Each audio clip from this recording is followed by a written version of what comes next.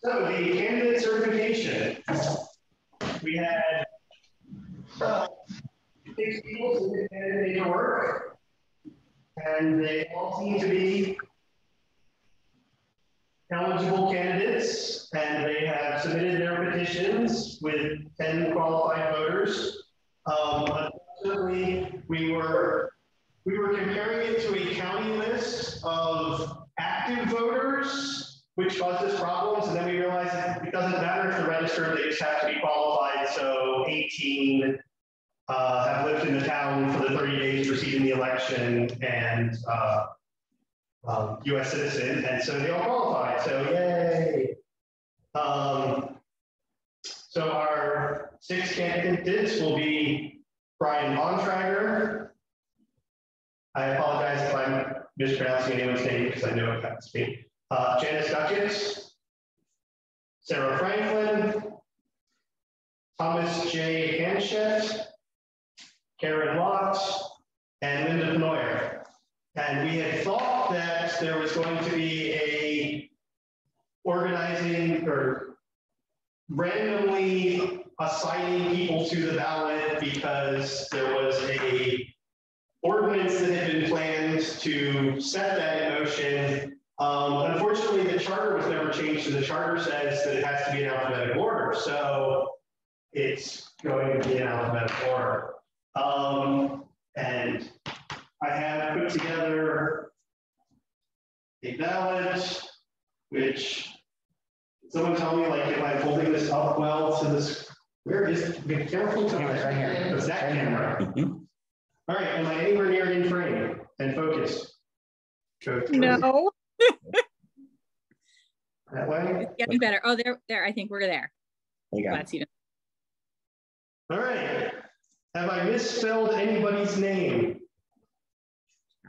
It's 2 R's. Oh, wait, Karen has 2 R's. Did I get it back in the right spot? Does Karen have 2 R's? There's only 1 in your Zoom. On her application, it said 2. On the application, there were 2 R's. it looked like 2 R's. Sounds good. Oh, There's 2 R's. Yeah. oh, okay. I was just looking at your Zoom thing. Sorry. Yeah, and I did make the change everywhere.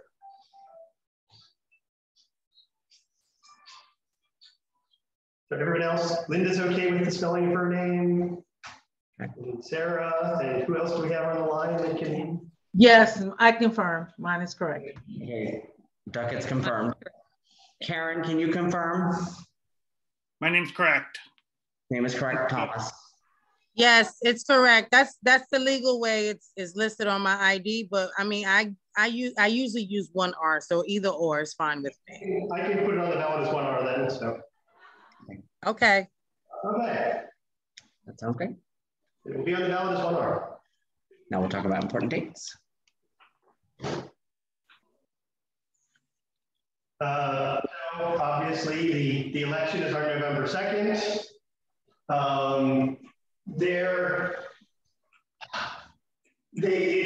As part of the charter amendment, there is now only a 10-day, or the window. Sorry, I'm sorry. So I can't hear. Okay. John, I'm sorry. Yeah. Can you hear me? It's the echo in the room, Joe. Yeah, it's the echo. So that big. makes it very difficult to hear. Echo is I really probably bad. think Okay. Is this less bad? I think that's better. Okay. So the county registration deadline has passed because they require 30 days. So that way they can then close their books and generate the materials for us. We're going to continue to have the town voter registration until 10 days before the election, which is November 22nd. And then I think that's, sorry, October 22nd. Technically that's 11 because there's a Saturday. So we will then have a candidate forum on Wednesday, October 27th for the candidates to present themselves to the town and give their little spiel and I don't, Yeah. at 7 p.m. I don't know if we are planning on taking questions. I guess it depends on how many people show up or participate. So it'll give you a chance to introduce yourself to prospective voters. Another date that is not on here is that, wait, I guess we didn't do the ordinance where they're only allowed to have their signs out for 2 weeks. Okay, well, it's only 3 weeks from the election anyway, so. Election day is November 2nd. Yep, so election day is November 2nd. The town does have some property that is, not county or state. And so if you talk to the town clerk, he will tell you the public places that you can put your yard signs. We just ask, you don't block other people's yard. If someone else already has one there, please don't block the other person's. And, don't do the 14 all in one spot thing. So, any questions for me? Oh, more dates. So then after the election, we will post the results on the day after. We will then do the final certification of results by Thursday, we hope. And then the plan is for Saturday, November 20th, for there to be a commissioner orientation in which we should have some support from either the Maryland Municipal League or the Prince George's County Municipal Association. Just let the incoming commissioners know, good advice on being a public figure and not getting the town in the news too much. Well, not getting the town in the news for bad stuff. We're okay with the good stuff. And then on December 13th, there will be the swearing in of the new commissioners, which is done by the clerk of the court. Yes. Or their designee in my case when I had to go through it. So, any questions for us? And is everyone muted? Everyone's muted, so if you have any questions, please unmute and ask your question. I guess I was just wondering if there can be kind of any flexibility if necessary once everyone's elected, if people have restrictions. I know sometimes Janice, Saturdays are hard for you or whatever that is. I was just wondering if that's some conversation we can have once we have the. So I think for the orientation you can, there is a planning meeting of the commissioners that is actually in the charter. And so I don't believe that one can be moved, but I don't think there's anything against having one and then having a second one. But depending on how many existing commissioners are then reelected, odds are you're going to get at least 2. But if you have 3, then that's a quorum, and then it must be an open meeting. So, yay, Maryland Open Meetings Act.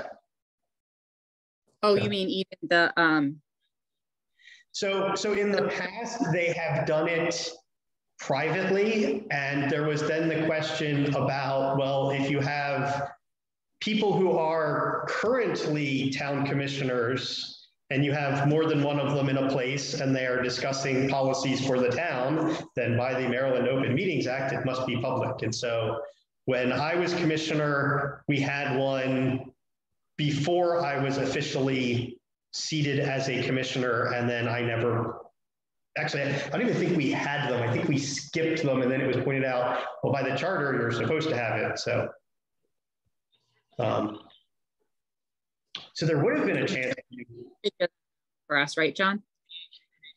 You broke up there. We didn't hear what you said. Oh, I said, I'm sure John can figure it out for us, right, John?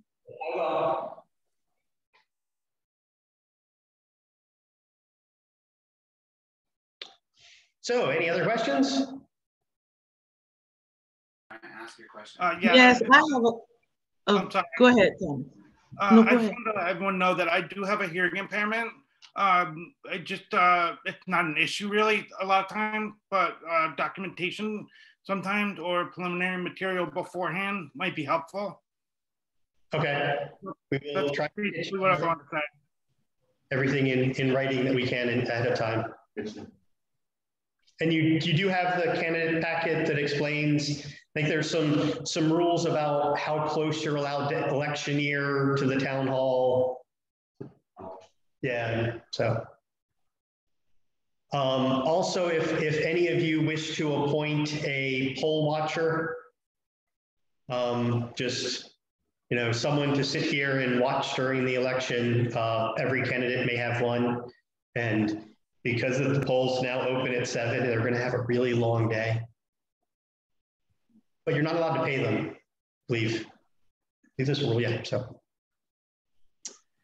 I think I had a question, Joe, about the candidacy statement. Can we email that, or does that need to be in a hard copy? you can email that. It's 250 words. Okay. 250 words, and if you have a photo that you would like. And John is requesting that you send them by Friday, so that way he can get them in the next issue of the Landings. Okay, thank you. I think he emailed that out already, and if he didn't, I will make sure he resends it. He did.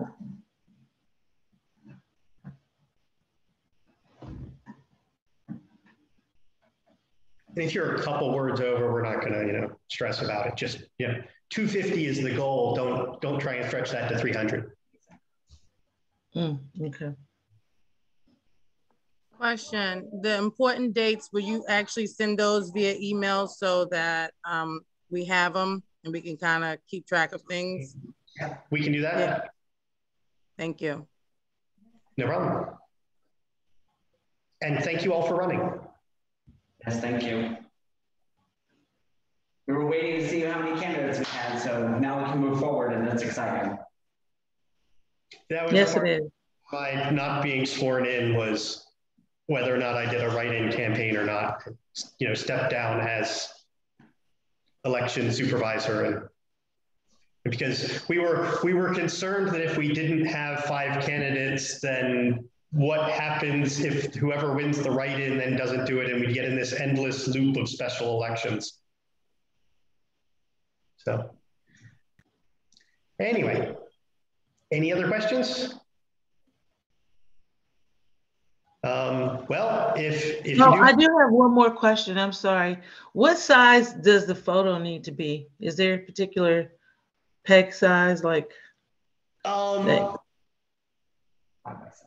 Well, it's, in terms of, it's going to be digital. I wouldn't make it too small. If it's, in the like megabyte to 3 megabyte range, that should be good. It's just that if you send us something too small, it's going to be really grainy, and if you send it too large, we'll just scale it down. But yeah, okay. I would, if you send something really large, well, John will confirm that he received it, because sometimes really large emails don't go through. So. Okay, thank you. Okay. And Kyle said there are no size restrictions for the Landings newsletter designer, which I don't know if that's or not. That is Kyle. Okay. You just don't want a bad picture. You don't want like those little tiny thumbnails that's then like all chunky stuff.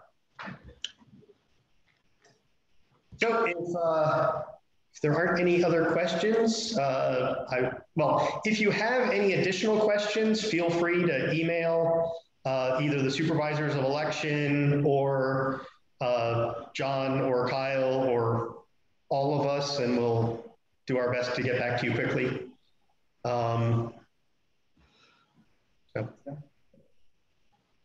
Okay. Thank you, everybody. Thank you. Thank you. And thank you very much. Do we need to Thank officially? you. You can officially.